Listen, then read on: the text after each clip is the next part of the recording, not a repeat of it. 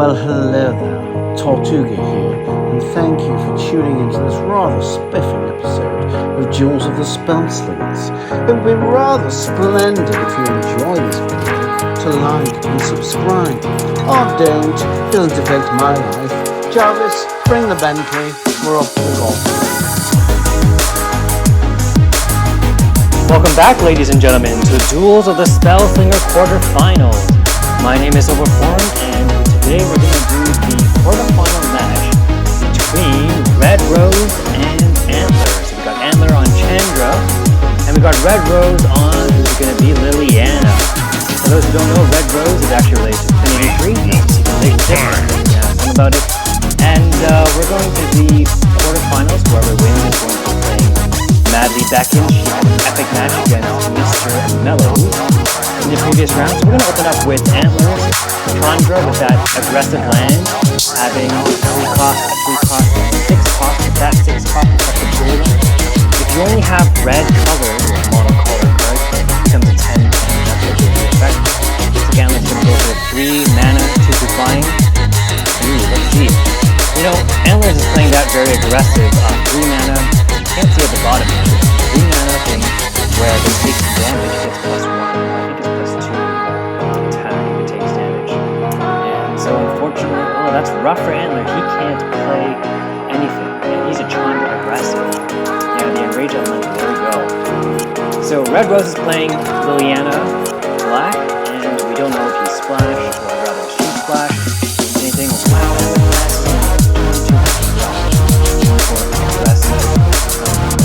RedRose has no hesitation, plays a 2/3. Life and attack. Finally, Antlr gets a 3 cost, or rather 3 mana, apologies. Has some plays, it can be 1/6, the 1/6 glider, it can do the 3 mana, the archer, the book one. Oh, goes to the 3 mana, Minotaur. RedRose doesn't have a good block, anyways. Which is relentless, there we go.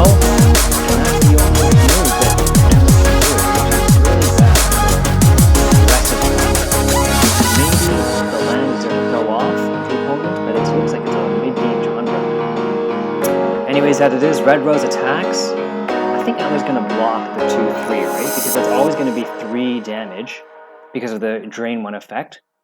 So it's more than just 3 damage. It's 3 damage and +1 life. Yeah, that looks like the good play. 2 damage goes through, and RedRose is winning the board and the life total. But there's 3 mana unspent by RedRose. Could be traps, could be nothing. Could be just there to throw off your opponent. We don't know. Antlr's turn is 4 mana to spend, and the next turn I believe it could trigger the land. So we gotta see how we're gonna use our mana here. You know, you could do this, yeah, that could get rid of the 2/1 Prowl, rather 2/1 Sneak, my apologies, 2/1 Sneak. I think that's the play. And that's about it. You could do the 1 mana cost over there, but that doesn't really make sense. I think it's just gonna be the end. You could do that, but you kind of want to block, right? So you're basically advertising to your opponent, this is going to be a face, you know, this is like a face rush. That's a nice card, that 4 mana Ogre against Shield, because it takes away all the shield. But against Liliana, she doesn't have any shields, it's mostly Relentless. Okay, so we got Liliana playing the 3/1 Relentless Ghoul, 2 damage to the face, and 2 mana unspent or in a trap. We still don't know if Liliana splashed. Anyways, it's Antlr's turn. 5 mana to play with. Again, aggressive land, but it looks like it's a mid-range deck. We could do that. That's the 6/6 that does 2 damage to yourself with haste. Does 2 damage to yourself on your upkeep, so at the beginning of your turn. How does RedRose respond?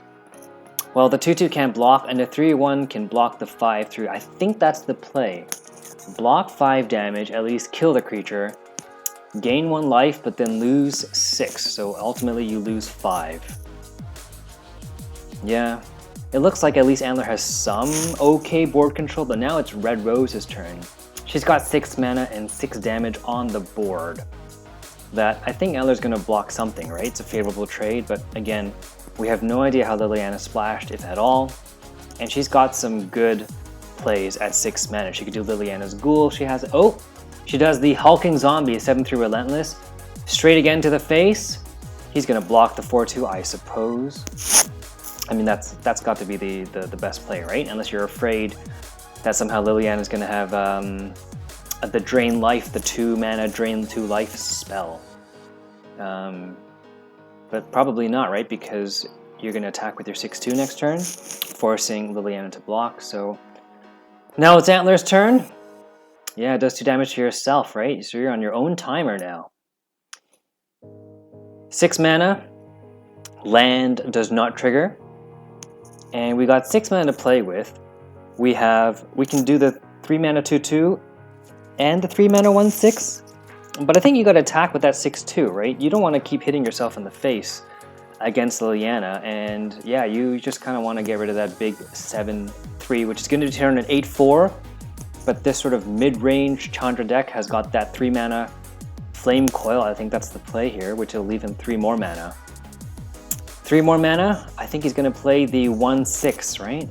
You can block, and then it'll be favorable to you to become, after taking the damage, it'll become a 4/4. So let's see if Red Rose decides to trigger that 1/6. He might not, and he just doesn't attack, and it just stays as a 1/6. That's a very good strategy too for Red Rose. But anyway, 6 mana. 6 mana. Hopefully you've got Liliana's Ghoul. You got some other ghouls. So far we've seen only Relentless Ghouls really coming out. Oh, we got Drain 3. So this is a very, Drain. Earlier we saw that 2/3 Vampire. Now we got the 4/4 Drain Vampire. So he does go. So Red Rose, pardon me, she does go and attack to trigger that 4/4.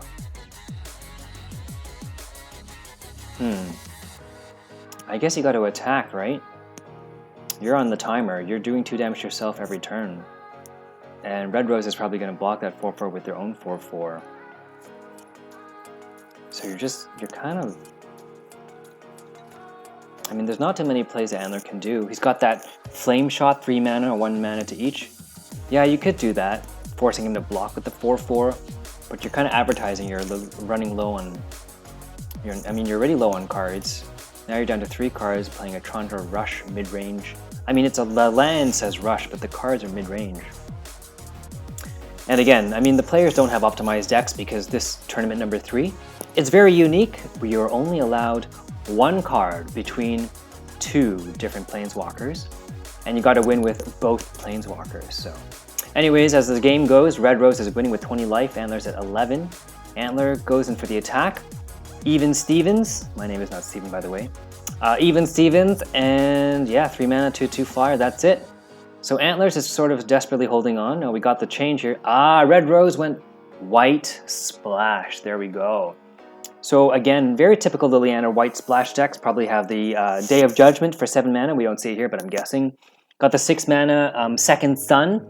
When it triggers, it gives you the 10 mana, deals 10 damage to everything on the opponent's board, including the enemy player. So that's kind of like your end game. Antlr goes ahead and triggers that bird to become an unblocking bird, so it can't block, but it becomes a 3/3. I mean, sure.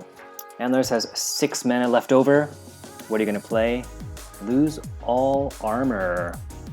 And the double damage dog. So Antlr's going all in. Oh, what a clutch draw. That's such a good top deck, eh? So powerful, so effective. Yeah, I mean, Antlr's revealed everything. So now Red Rose, she can go in and reveal everything too. I think that's game. I mean, I don't want to call it, right? But you got the Second Sun, and you're going to have more life, and you got a 7/5 coming up versus Antlr's top decking. Okay, the land triggers 3 damage. It's got to be 3 to the face or 3 to the bird. See, that 3/1, I mean, it's not really effective now, right? You can block the dog, you can, or rather, my apologies, you can't block because it can't block. So it's going to be 2 damage to the face.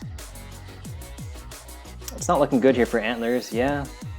There's the mage, when you cast a spell, it does 1 damage to your opponent. But Antlr's is out of spells. He's got no cards.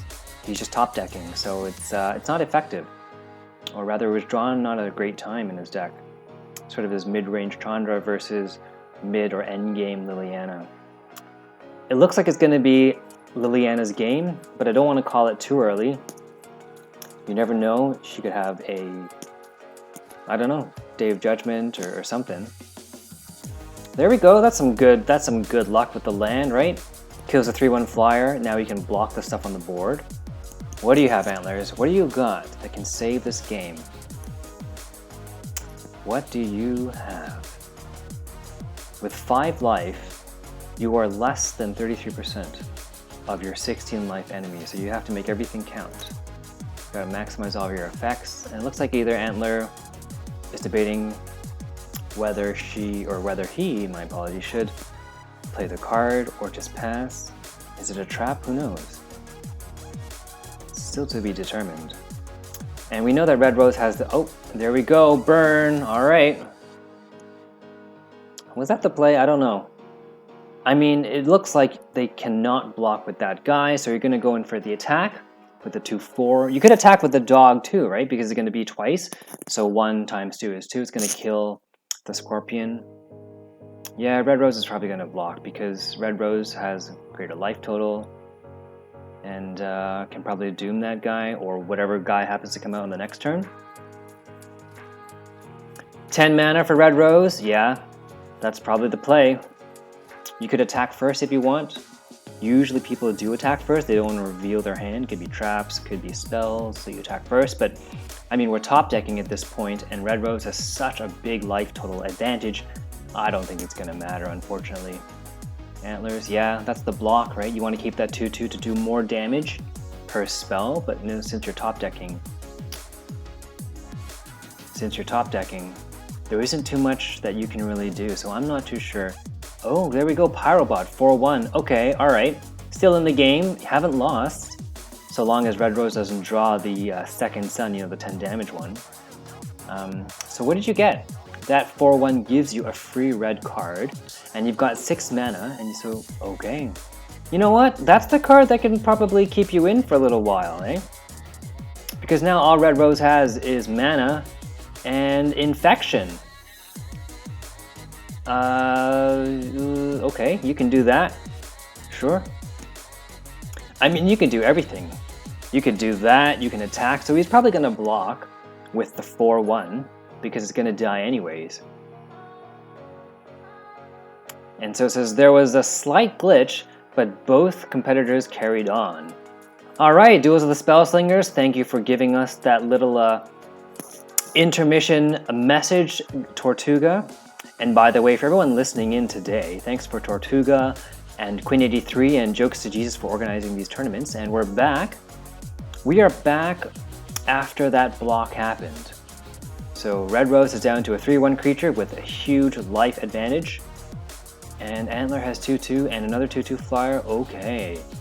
So even though Red Rose has life advantage, it's going to start slowly dwindling away due to that 2/2 flyer. It's probably going to block with the 2/2 land guy because 9 life, you don't want to take 3 more because you're only down to 6. But I mean, he could, you know, maybe he's got some good stuff. Okay, so he does block. And now Red Rose is also top decking. Yeah, Blessed Rebirth, it comes back as a 4/6 because of Liliana's passive. So I mean, Red Rose, it looked pretty even for Antlers, but then now it's suddenly uneven again. Antlers lost tempo, and he doesn't have board advantage, and he's also top decking, so with Red Rose. He's got the 2/2 flyer that'll do damage, but it's just not enough. 4 damage, plus another 1, so that's 5. So he can do 5 damage each turn, but at 17 life, that's gotta be 4 turns. Oh, Red Rose top deck, a Chroma! And that's going to be probably game, right? 8 trample, that's 8 minus 2, that's gonna be 6. So all he has to do is really 3 damage.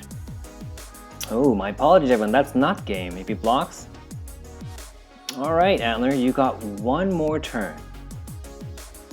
1 more turn, what can you do? At a red Planeswalker with active Volcano triggering now, you would need to get like a card to destroy a Chroma and that 4/2. And that is not it. 6/1. You could fully block with the Chroma. Yeah, just might as well.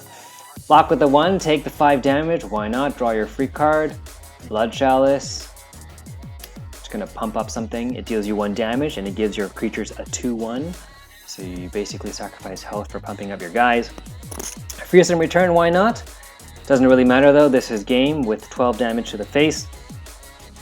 But Red Rose wants to show her superiority by buffing the absolute living crap out of her entire board and just destroying Antlr into oblivion.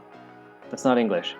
We're going to destroy someone into oblivion. But anyways, Antlr's Chandra has been obliviated with black magic, and we are going to go on to round 2. And remember folks, whoever wins is going to play Madly Beckons. And thanks to Madly Beckons actually for giving us the intro to the other games in the round robin, or rather not the round robin, but the initial games, and also at the beginning of the quarterfinals of Madly Beckons versus Mellows. And so now we're going to get round 2, and every player has to win with 2, or rather with both of their Planeswalkers. So it's going to be a best 2 out of 3 kind of a match. Round 2, fight! So I'm kind of excited to see. We've got our next match coming along, and this is going to be... Oh, it's just loading, folks. This is going to be Antlr's on Chandra versus Red Rose on Kiora. And remember, Antlr can replay because you have to win on both your Planeswalkers to win the tournament, so best 2 out of 3. Red Rose goes for the, so steady land, not the artifact land that many Kioras do, steady land, and keeps the Sylvan Shrine. So that's for that mana ramp. Kiora always wants lots of mana, you got all that cards, but it looks like this is a very aggressive or very mid-range Kiora, because you do have you got the ramp for long game, but then you also got that 4/5 haste, which is a telltale sign of very aggressive Kiora plays. Lots of mana and lots of hasty big guys coming out, and with the endgame Leviathan. So that looks like that's what Red Rose is going for, my guess. Antlr's got the nice 2/1 Goblin. It's a perfect first turn, does the 2 damage to the face, plus the 5 damage of her Planeswalker. Red Rose charges a dupe. I don't know if you're going to have any 2-mana spells. She could play Shock. Oh, yeah, but not really, right? Red isn't known for 2-cost spells so early. 4/1, are you going to block? Yeah, you're going to block. I think for most pro players out there, again, I'm not a pro, but I think for most pro players out there, my guess is 4 mana, or rather 4 damage, is approximately the time when you want to start chump blocking. 3 damage, you can let it through, but 4 damage, you really want to start blocking those hits. Because most players, or rather most Planeswalkers, only have somewhere between mid-20s to high 20s life. So 4 damage is about the blocking time. Anyways, Red Rose plays a 3/3, gain 3 life when it dies. Sort of a nice block to Antlr's hard aggression. And it trades favorably into the 2/2 Goblin. So when Antlr's attacks, I'm going to guess Red Rose is going to block the 2/2 and then keep it alive to block another time. But who knows, Antlr could have a trap, could have a giant growth if it plays green, that makes it favorable. No. Alright, so Red Rose just blocks 4/1, takes 2 damage to the face, but gains 3 life, so down to 19. Antlr, following this sort of mid-range but aggressive land Chandra, plays that Ogre, where it gains 1 attack. There you go, for every card you draw. And that's a big threat. At 3 mana, you need to find like a way to get rid of it.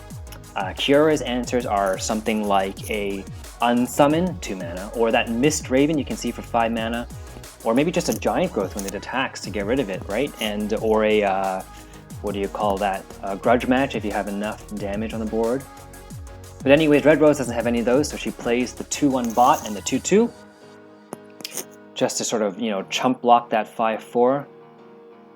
And it's nice that she had a ward, because Red is very known for those cards that, deal 1 damage, deal 2 damage, can't block. So that 2/2 ward is a nice block for that 5/4. So I think that's what's going to happen, and Red Rose is going to eat 2 damage to the face, giving immense board control for Antlr. And blue and green is not known for board clears. It has unsummons, it has drag unders for Kiora, it has some of the return to hand things, but it has no straight damage. Okay, well, that's the draw you need, and I think that's the draw that's going to save the game if Red Rose can make it to that 8 mana saving grace.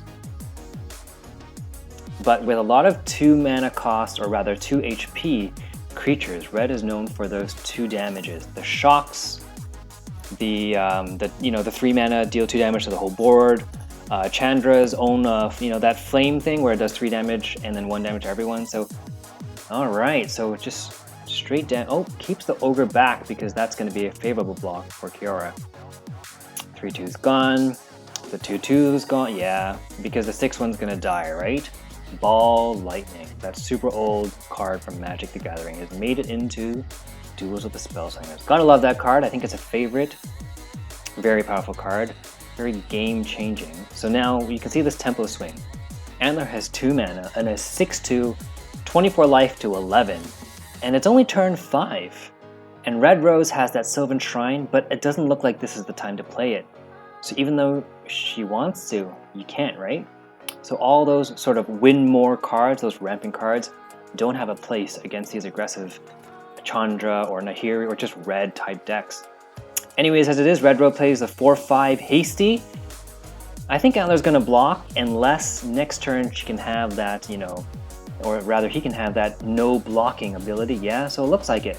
You can take this 4 damage to the face, Goblin Shortcutter, Burn Through. Even if you were running a blue splash, Unsummon would absolutely just, put Red Rose into the very end game because it's 7 damage to the face. That brings Red Rose to 4. So my guess is Antlr has a way to deal with that 4/5. That's what it looks like. Let's see here. So 3 mana left over. All right. Doesn't really have a way to deal with it. But I think maybe Antlr just wants to keep that 7/2 for an effective way to go to the face. Maybe he's got a black sneak or something like that. Glade Cova Warden and flying. Yeah, looks like he wants to haste, or rather bounce it back to the hand. There you go. All right. Gonna charge that dupe. Hasn't become effective yet. But Red Rose, I'm crossing my fingers and all my toes for you. It's hard to cross my toes. I changed that. No, I'm not crossing my toes. So 2 damage goes to Red Rose face, down to 9. Now we get it from Antlr's view. And again, yeah, we got that 4 mana ogre to deal with armor, but it's not really effective here. Flame Shot. Flame Shot might be the answer here. 3 damage. You know what? Maybe you could go for the attack. Yeah, you can go for the attack with the kill the bird, and that would do 1 damage to Kiora. Another 2 damage to the face, bringing her to 3. And then if you attack with the dragon, he has to block. So that could be the play, but I think maybe Antlr wants to keep the Flame Shot for a sneak. Kind of, unsuspecting Kiora. To just sort of end the game in lethal. Alright, so he does that. Oh, there we go. Red Rose finally gets the dupe, but will Red Rose survive? 6 mana. Red Rose's next turn. So now Red Rose is down to 3. Antlr's has got 2 mana, but it's ineffective. Red Rose also has the Flame Shot. And also, if you remember, has that 8 mana, 6 damage Lava Wave. So that's the next turn. If Red Rose can survive to the next turn. It's gotta have a blocker. Gotta have a way to get rid of that 2/2 flyer. Alright, get a flyer of your own, why not? Block it. And get a trap. That's that 2/5 for 5 mana. Get a trap. Red Rose, what trap did you get? Hopefully it's one of those traps that, one of those traps that can... Oh, okay, whatever. Doesn't matter what the trap is. It's not going to be played. 4/1. So Red Rose, when it's doing that, is confident that the 2/2 is going to get blocked by the 2/5. We got a burn through. There we go, baby. So is it going to be on the 2/5 or the 4/1? That's the real question. How are we going to use that burn through? I think it's going to be the 4/1, right? Oh no. But see, even if you do that, and you do 2 damage to the face, that 2/5 is going to be able to block, and you're going to be needing your land, a lucky land trigger to kill off Kiora if you bring her down to 1 health. So we got Antlr sweating bullets, thinking real hard. And remember, Kiora has that 8 mana Lava Wave next turn. So no matter what Antlr does, he doesn't know it yet, but no matter what he plays, as long as Kiora can live this turn, next turn is going to be a big hit against Antlr, if Kiora can survive. So it's going to be 2 damage to the face because he can't block. And they trade evenly, and yeah, so Kiyora's down to 1. And so now it's Kiyora's time to shine at 1 health. I think you got a lab away, buddy. I think that's the only answer, right? Unless you're going to return that 5/4 again with some unsummon or some... Even a grudge match is not enough, unless you grudge match and giant growth, or however you want to do it. You probably don't want to do 2/4 attacking, because that 2/4 Xander split is going to give 1 more card to Antlr, and you just don't know what that card is. Could be an Lava Axe, could be a Shock, or whatever, right? So you don't want to give that. Okay, he does. Take that chance, roll the dice. Why not? So it's going to be an unfavorable block by Antlr for the 2/1, and the 6/1, well, I mean, you know, the ogre's going to kill each other. And those two guys have a funny text, or rather a funny voiceover, I don't know what it is. Alright, so he decides to take it to the face. And usually that means that Antlr has a way of dealing with the 2/4s. But actually Antlr doesn't. Oh. Okay, so this is starting to swing into Kiyora's territory. You know, you got the 8 mana, you start getting the big guys into play at 10 mana. You start getting the Titans at 8 mana, so we don't know if it's got a Frost Titan, which would totally win this game for Kiyora. So Antlr doesn't really have any spells. Even though Kiyora's at 1 life, that's all you need to live. That's all you need to win. And there's the 2/1, and probably not going to attack, yeah, because it's unfavorable, so all you got is 6. Oh, there we go. That's the trap we needed. I mean, Kiyora needs a lot of things at 1 life, but that's the trap we need to save the game. 5/5, does it debut? Yes, it does. That means Chandra did not splash anything. But it needs to have trample because you know, you can just keep chump blocking. At 9 mana and 6 cards in hand for Kiyora, you can just chump block that 10/10 until it dies. Alright, opens up with, you know, basically telling you I don't have too many cards, so I'm going to spend 4 of them on getting land, or rather getting mana, triggering my passive. 5/6 Angler Room, okay, that's not bad. Oh, I don't know if that's the play, eh? Oh, there we go, that's the... See, this is, if you rewind, we don't have to. Xander Split drew 2 cards for Antlr because it attacked twice. And now Antlr's going to win no matter what because of that shock. It's going to go to Kiyora's face. If Xander Split only cast but was never attacking, it would have saved 2 turns, and it might have been enough for Kiyora to bring out her mana, her Sylvan Shrine, to get her, you know, whatever Titan. If she gets the 10/10, it would have ended the game. So that would have been, that's that play there that was really so expensive. So I don't know why Antlr's doing that. Come on, Antlr, I hope you recognize that shock. You can shock Kiyora to the face. But anyways, as it is, Antlr wins the game no matter what, because 3 creatures can out-attack 2 creatures. So good game, well played, Antlr. Mid-range Chandra beats long-range, or sort of mid-range aggressive / long-range Kiyora. Alright, ladies and gentlemen, there we have it. So that is the 2nd round. And now we're going to go to the 3rd round, because that was 1-1 for Antlr and Red Rose. Now we're going to have Red Rose again on Kiyora, and Antlr's going to be on Kaya. There we go. So Kaya is known for doing that damage and getting that 1 mana, 1 damage card back if you meet your, you know, damage criteria. Looking at Antlr's land, that's the, at 3 mana, it can trigger to give all your guys, including the guys on the board already, +1, +0.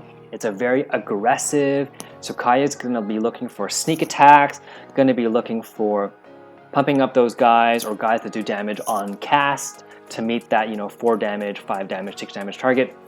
And this is the same mid-range Kiyora. Kiyora is not known or not going to have any sort of life gain, so this will be a nice fight. We're going to see mid-range Kiyora versus aggressive Kaya.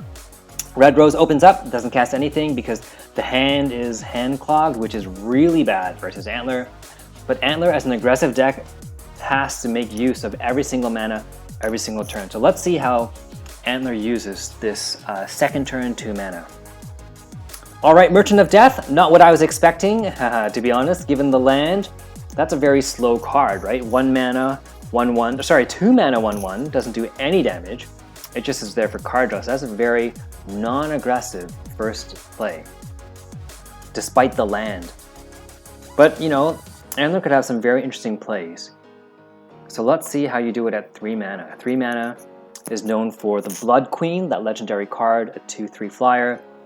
You can also play some of the Antlr, or rather, my apologies, the Kaya artifacts, where it can just steal 1 damage. Still left with 1 mana over. So what are you going to do? All right, there we go. There's the Blood Queen, 2/3. Red Rose's turn at 4 mana, but one of them is temporary. Are you just going to do the divination? Are you going to attack? You probably won't attack, right? Into the 2/3. Oh yeah, that's not a bad play. The 3/3.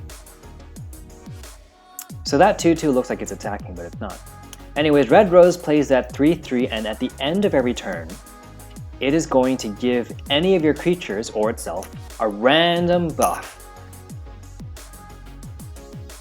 That's not too bad. So for those thinking it's a bad trade, it is a bad trade, but it's to trigger that 2/2 guy, so that you get your 4 mana 7/7. And oh, that's so unfortunate. The one buff that Mobile Armor gave itself is flying, and that prevents the Blood Queen. Yeah, that's why Antlers had to just straight off Flagrant Foul it. Red Rose blocks 1 damage. I don't know if that was really worth to block 1 damage. It's just 1 damage. You know, maybe blocking 3 or 4 with that chump guy is a little better, but who knows, eh? Red Rose plays the Divination, gets 2 more cards. There we go, that's the Mama Mammoth. Big 7/7 for a cheap 4 cost. And that's the green creature with trample. There we go. Hellmouth Cave.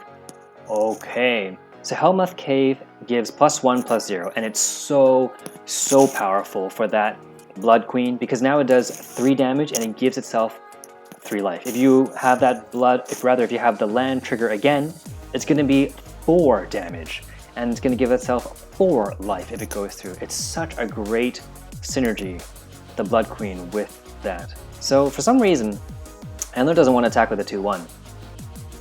And so far, Antlr has not successfully triggered Kaya's passive, you know, getting that random one of the 3 creatures if you do your 4 damage.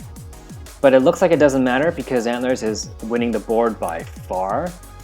And again, Kiora is not known for board clear unless you start using all those, those Mist Ravens. I think you gotta bounce back the Blood Queen if I'm being honest, because that 3/6 is gonna rain the skies, and okay. That's an interesting attack. I think Antlr would just block, yeah.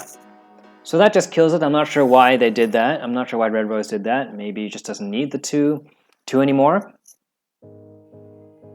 So now Blood Queen is going to rain terror from the sky. Maybe Red Rose just allows it through. 3/3 can block the 2/1 and then block a second time, you know. So it can block 2 creatures even though you take some more damage the first time. That wouldn't be too bad of a play, and you would have 6 mana left over. But anyways, it's Antlr's turn with 5 mana. Lots of possible plays here. Antlr attacks first, doesn't show his hand. Alright, blocks the 3/6. Yep, that's 5 damage to the face. There we go. Triggers Kaya's passive. She could have the 2/2 stun, the 2/2 deal 2 damage as a finale, or the 2/2 sneak. Could be any of those creatures. But Kaya is taking it slow. I mean, this is going to be a mid-range, which Antlr already knows is against a mid-range or late-game Kiora. And 5 mana, you got a lot of plays here. Kaya's cards aren't known for like those big 2/3, big 4 costs. I mean, it could have that 4 cost, what's it, that vampire? 2/4. Okay, Crab the Redeemer, alright, that works. Maybe it's gonna kill its, I think it's gonna kill its 2/1. Yeah, there you go. Crab the Redeemer is interesting. 4 mana for 7/7 damage, and it deals 3 damage to yourself. So now Red Rose has a bit of a problem. It has to block the 7/7 because damage is going to come through, and it's going to start bringing up Kaya's passive to trigger that 5 damage. And that Reign of Terror, that Blood Queen on the top overhead is not going to help. So Red Rose, you know what? Instead of trying to block the 7/7, I think Red Rose is just going to take one turn to just give herself one more mana to play with. Next turn, maybe it gets, you know, a stun links or something to deal with the board, something to return the 7/7, drag under, unsummon. Maybe Red Rose just wants more mana to play with because she knows her deck has those answers. Ooh, so that turns everything into 1 health, and that's going to make that 7/7. Yes, great play. I think this is game. 6, 3, that's 9, plus 3 again, that's 12, 13, 14. Yeah, that is game. So even if Red Rose blocks, I think that's exactly 14 damage to the face. So, all right, you can do it. Oh no. You know what? I was wrong. That is not game. Very well done, Red Rose. You are still in the game for one more turn. Or rather, still in the game for all these turns, but I think it's just one more because, again, Cure is not known for board clears. Day of Judgment, Lava Wave, even the Infests, right? He's not known for that. So I think this is Red Rose's last turn. I don't want to call GG too early, offensive GGs, but I think it is. What are you going to do, Red Rose? You got 8 mana, you got creatures in your hand, but you sort of need spells. Unsummons, Grudge Match to get rid of those guys. I mean, the perfect hand would be unsummon the 7/7, which he doesn't have. Grudge Match the 3/6 with, you know, some other bigger creature. But that's too much mana already, yeah. So that's 6 mana, and that's game, everyone. So we're going to wait and see how Antlr's going to style off that finish. It's going to stun? Yeah, there we go. So big damage coming in. So this was an interesting game. Antlr only triggered the land once, and I think only one, or rather successfully, got his passive off twice, and never even used Kiora's Blade that regenerates after you meet your target command, or the HP damage. But that was well done. Very well controlled by Antlr. Very well done. So good job, Antlr. You won. You're going to be facing Madly Beckons in the next round. So if you guys liked what you saw today, please like and subscribe to the video. And as always, we'll be here on Spellslingers. See you next time. Take care. Hey Spellslingers, it's Madly Beckons, and welcome to Duels of the Spellslingers. Don't forget to like and subscribe, and if you'd like to get involved in the next tournament, join our Discord at Duels of the Spellslingers.